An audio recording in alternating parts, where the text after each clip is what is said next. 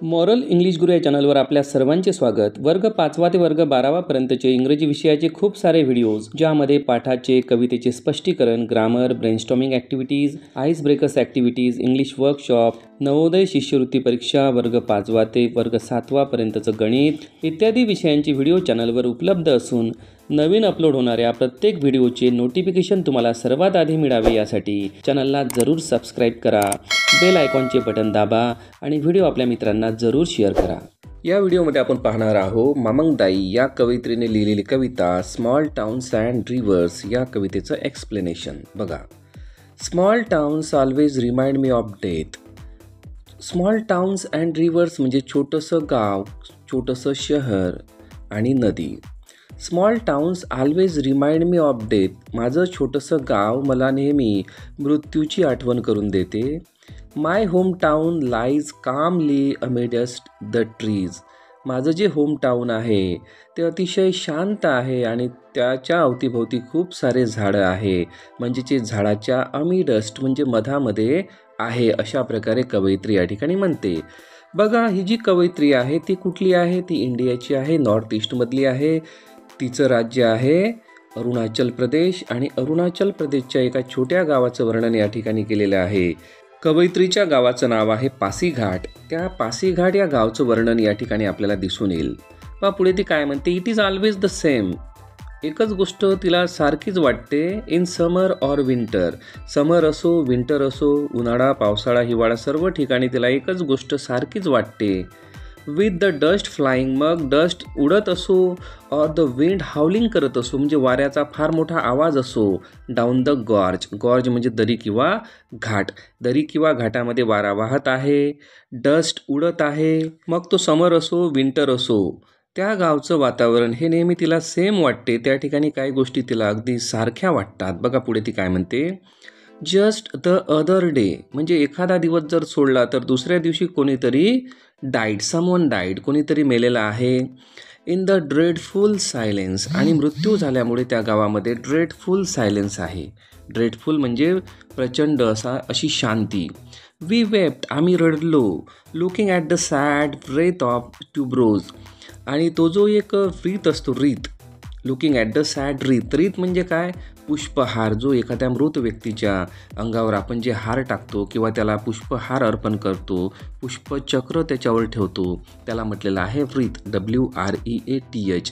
तो या ठिकाणी कोणत्या फुलाचा आहे? ट्यूबरोजेस. कवयित्री पुढे म्हणते life and death. Life and death. बघा, या ठिकाणी 2 वेळा म्हटलेलं आहे. लाईफ म्हणजे जीवन, डेथ म्हणजे मृत्यू. तर कवयित्रीला हे सांगायचं आहे की त्या गावामध्ये सेम काय आहे?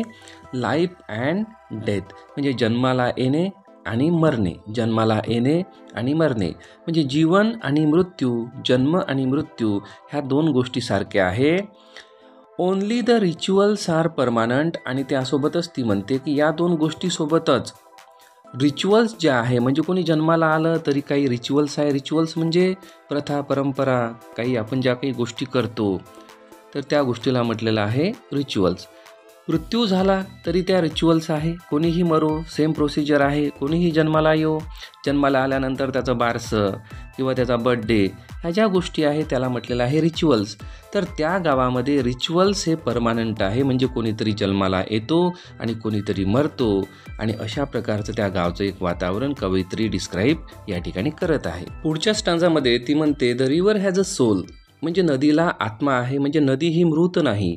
नदीला तिने जिवंत व्यक्ती म्हणा किंवा जिवंत कॅरेक्टरप्रमाणे या ठिकाणी संबोधन केलेलं आहे. In the summer it cuts through the land. आणि समरमध्ये ती नदी जमिनीला चिरून फार वेगाने समोर जाण्याचा प्रयत्न करते. Like a Torrent. टॉरंट म्हणजे एखादा फार मोठा प्रवाह. कशाचा? Of grip. बघा, या ठिकाणी ग्रीप म्हटलेलं आहे. ग्रीप म्हणजे दुःख. म्हणजे दुःखाचा एखादा मोठा प्रवाह ज्याप्रमाणे वाहतो त्याप्रमाणे समरमध्ये ती नदी जमिनीला चिरून समोर जात आहे. तर या ठिकाणी कवयित्री त्या नदीचं दुःख व्यक्त करत आहे, कारण दुःखाशी तिने त्या गोष्टीची तुलना केलेली आहे की नदीचं समोर जाणे हे जणू काही एखादा दुःखाचा प्रवाह, म्हणजे एखाद्या व्यक्तीला जर दुःख झालं तर त्याच्या डोळ्यामधून ज्याप्रमाणे आसवे यावी तशा प्रकारे ती नदी समोर जमिनीला चिरून जात आहे. तर या ठिकाणी हे का म्हटलं तर याला काहीतरी कारण असेल. बघा, समोर बघूया. Sometimes I think it hold it's breath. कवयित्री म्हणते की कधीकधी मला असं वाटते की ती नदी काही काळ कधीकधी तिचा श्वास रोखून धरत असावी. म्हणजे आता तिचा श्वास का रोखून धरत असावी? म्हणजेच तिला श्वास घ्यावासा वाटत नाही. का घ्यावासा वाटत नाही? कारण लोकांनी त्या नदीला खूप घाण केलेलं आहे. त्या नदीचं पाणी हे आता पिण्याजोगतं राहिलं नाही आणि म्हणून ती नदी नाराज आहे, तिच्या डोळ्यातून आसू येत आहे. तर अशा प्रकारची भावना या ठिकाणी आपल्याला दिसून येईल. Seeking a land of fish and stars. आणि त्या नदीला असं वाटते की आता आपण इथून कुठंतरी दूर जावं, ज्या ठिकाणी आपल्याला अशी लँड मिळेल की त्या लँडमध्ये आपल्याला फिश मिळतील आणि स्टार्स म्हणजे काय तर तारे. तर तारे तर त्या नदीमध्ये येणार नाही, परंतु त्या नदीचं पाणी एवढं स्वच्छ होईल की आकाशामधले तारे जे रात्रीला लुकलुकतील तर त्या ताऱ्यांचा प्रकाश त्या नदीच्या पात्रामध्ये पाण्यामध्ये पडेल आणि त्या नदीमध्ये खूप सारे मासे राहतील, मासे आनंदाने श्वास घेतील. तर अशा प्रकारचं वातावरण त्या नदीला अपेक्षित आहे. त्या गावामध्ये तसं वातावरण तिला दिसत नाही, म्हणूनच ती नाराज आहे आणि म्हणून तिला असं वाटते की या ठिकाणाहून निघून आपण कुठेतरी दूर निघून जावे. त्यानंतर बघा, the river has a soul it knows stretching past the town. बघा, पुन्हा ती म्हणते की नदीला सोल आहे, आत्मा आहे, नदी जिवंत आहे आणि नदीला माहीत आहे की आपला पास्ट हा कशा प्रकारचा आहे, आपण कशा प्रकारे नदी बनलो, अशा प्रकारचं ते एक चित्र आहे. From the first drop of rain, पावसाचा पहिला थेंब, टू ड्राय अर्थ, आणि ह्या ड्राय अर्थवर आलेला पावसाचा पहिला थेंब. त्यानंतर मिस्ट म्हणजे धुके, on the mountain drops, the river knows the immortality of water. आणि अशा प्रकारे ती नदी म्हणते की मी नदी बनण्याच्या अगोदर ज्याप्रमाणे हे पाऊस तयार झाला, पावसाचं पाणी, धुकं तयार झालं, त्यानंतर ढगं तयार झाले, ढगामध्ये पाऊस तयार झाला, पाऊस पडला आणि त्यानंतर डोंगर माथ्यावरून मी वाहत येऊन या ठिकाणी वाहत आहे. म्हणजेच या ठिकाणी कवयित्री त्या नदीचं वर्णन अशा प्रकारे करत आहे की ती जणू काही ती नदी तयार झाली, तिचा जन्म झाला, प्रत्येक छोट्या छोट्या घटकामधून ती तयार झाली. म्हणूनच कवयित्री पोएटेस त्या पाण्याला अमर पाणी किंवा इमॉर्टॅलिटी ऑफ वॉटर, म्हणजे ते पाणी मृत नाही, ती नदी मृत नाही, अशा प्रकारचं वर्णन या ठिकाणी कवयित्री करत आहे. पुढे बघा, a shrine of happy pictures. Shrine म्हणजे एखादं थडगं किंवा एखादं कन्स्ट्रक्शन, कुठल्या तरी म्हणजे कुठल्या व्यक्तीच्या स्मरणार्थ किंवा कुठल्या तरी गोष्टीच्या स्मरणार्थ बांधलेलं एखादं थडगं, एखादं कन्स्ट्रक्शन केलेली एखादी वास्तू, त्या वास्तूला आपण श्राईन म्हणतो. जनरली ही श्राईन एखाद्या मृत व्यक्तीचं जे आपण समाधी बांधतो त्यासाठी केलेली असते, परंतु वेगवेगळ्या ठिकाणी वेगवेगळ्या प्रकारच्या श्राईन आपल्याला बघायला मिळतात. तर ही जी श्राईन आहे, shrine of a happy pictures, आनंदाच्या चित्रांची shrine, marks the days of childhood. म्हणजे या ठिकाणी कवयित्री काय म्हणते, तर तिच्या बालपणातले जे दिवस होते त्या बालपणातल्या दिवसांना तिने हॅपी पिक्चर्स म्हटलेलं आहे आणि त्या हॅपी पिक्चरचं जे श्राईन आहे ते तिचं गाव आहे.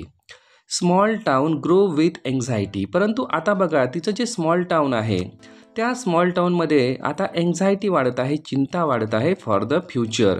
आणि आता लोकांचं जे फ्युचर आहे ते तेवढं काही सिक्युअर तिला वाटत नाही. त्या गावामध्ये खूप चिंता वाढलेल्या आहे, लोक खूप परेशान आहे, असं तिला या ठिकाणी म्हणायचं आहे. आता कवयित्री या ठिकाणी असं का म्हणते, तर त्याला कारण असं आहे की जे स्मॉल टाऊन तिचं होतं जुन्या काळामध्ये, फार स्वच्छ असं वातावरण, डोंगर दऱ्या सर्व काही स्वच्छ, परंतु आज लोक कशाच्या मागं आहे, प्रत्येक व्यक्ती हा पैसा कमावण्याच्या मागं आहे. आणि पैसा कमावताना या लोकांना निसर्गाचं काही घेणं देणं नाही, नद्यांचं काही घेणं देणं नाही. नद्या अस्वच्छ झाल्या, आपलं पर्यावरण हे दूषित झालं, वातावरणामध्ये वेगवेगळ्या प्रकारचे पॉयझनस गॅसेस आले, फॅक्टरीज वाढल्या आणि एकंदरीत या लोकांचं जे फ्युचर आहे हे नक्की सुरक्षित नाही असं कवयित्रीला वाटते. म्हणजे कवयित्रीला म्हणायचं आहे की लोकांनी आपली प्रगती करावी, परंतु नद्यांना स्वच्छ ठेवावं, निसर्गाचं रक्षण करावं, जेणेकरून आपलं फ्युचर हे सुरक्षित होईल. पुढच्या स्टांजामध्ये म्हटलेलं आहे, the dead are placed pointing west when the soul rises. मृत व्यक्तींना पूर्व पश्चिम दिशेला झोपवून ठेवले जाते किंवा त्यांचे जे पाय आहे ते पश्चिमेला म्हणा अशा प्रकारे ठेवले जाते आणि अशी एक आशा केली जाते की त्यांचा आत्मा राईज होईल म्हणजेच एका उच्च पातळीला जाईल, म्हणजेच त्या आत्म्याला मुक्ती मिळेल. It will walk into the golden east. आणि तो जो आत्मा आहे तो गोल्डन ईस्टमध्ये वॉक करेल. Into the house of the sun, आणि सूर्याच्या घरामध्ये तो आत्मा कुठेतरी वास करेल. तर या ठिकाणी कवयित्रीला असं म्हणायचं आहे, कवितेच्या सुरुवातीलाच कवयित्री असं म्हणते की या ठिकाणी जन्म आणि मृत्यू हे नेहमीच चालत आहे, आणि या ठिकाणी मरण पावलेला, मृत्यू झालेला व्यक्ती हा जो आहे त्याचा आत्मा या परिसरातच कुठेतरी असतो, आणि त्या लोकांचा आत्मा या परिसरात असल्यामुळेच हा परिसर अतिशय शांत आणि फार प्रसन्न आहे. आणि म्हणूनच ती या ठिकाणी म्हणते की प्रत्येक मृत व्यक्तीचा आत्मा त्याला मोक्ष मिळाला पाहिजे, आणि तो आत्मा इतरत्र न जाता आपल्याच परिसरात जर कुठे राहिला तर हा परिसर अधिक चांगला होईल, अशा प्रकारची आशा या कवितेमध्ये केलेली आहे. आणि म्हणूनच कवयित्री किंवा त्या गावातले लोक, म्हणजे भारतातला जो अरुणाचल प्रदेशचा भाग आहे तिकडचे लोक मृत व्यक्तीला पूर्व पश्चिम दिशेने ठेवतात की जेणेकरून सूर्याचं किरण त्या व्यक्तीच्या अंगावर पडल्याबरोबर त्या व्यक्तीला मोक्ष मिळेल, किंवा त्याचा आत्मा हा संतुष्ट होईल, किंवा त्या आत्म्याला सूर्याचं घर किंवा सूर्य आपल्यामध्ये सामावून घेईल, अशा प्रकारचं वर्णन या ठिकाणी आपल्याला दिसून येते. शेवटचा stanza. In the cool bamboo restored in sunlight, life matters like this in small towns by river, we all want to walk with the gods. Bamboo हिरवेगार आहे, सूर्याच्या प्रकाशामध्ये आहे, आणि सूर्याच्या प्रकाशामुळे त्यांच्यामध्ये एक जीवन निर्माण झालेलं आहे, जगण्याची नवी उमेद निर्माण झालेली आहे. तर प्रत्येक निसर्गातला घटक हा जीवन जगत असतो आणि त्यामध्ये जीवन असते, आणि म्हणूनच त्या स्मॉल टाउन्समध्ये जी नदी आहे तीसुद्धा जिवंत आहे, ती जिवंत राहिली पाहिजे.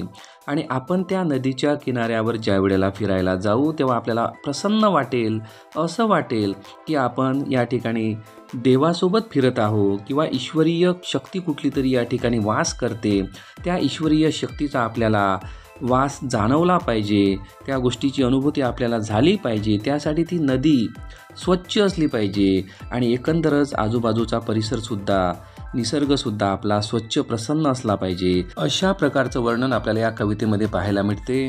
तर विद्यार्थी मित्रांनो, या ठिकाणी आपण वर्ग 12वीची कविता 2.8 स्मॉल टाउन्स अँड रिव्हर जी लिहिलेली आहे मामंग दाई या कवयित्रीने, ज्या आहे अरुणाचल प्रदेशमधल्या, तर त्यांनी आपल्या खेड्याचं वर्णन या ठिकाणी केलेलं आहे.